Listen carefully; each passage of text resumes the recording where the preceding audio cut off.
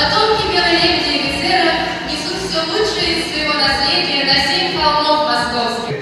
Дату начала празднования этого великого праздника, почитаемого всеми жителями Республики Бурятия. В этом году этот праздник стартовал 25 февраля. Как вы знаете, этот праздник будет продлеваться целый месяц. За этот месяц все молодое поколение должно поставить своих почитаемых старших товарищей, родителей.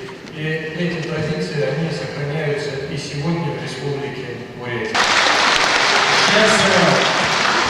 Я рад, что Москва сегодня в Доме музыки объединила представителей всех 3 регионов бурятских и моих родительских бурятских представителей.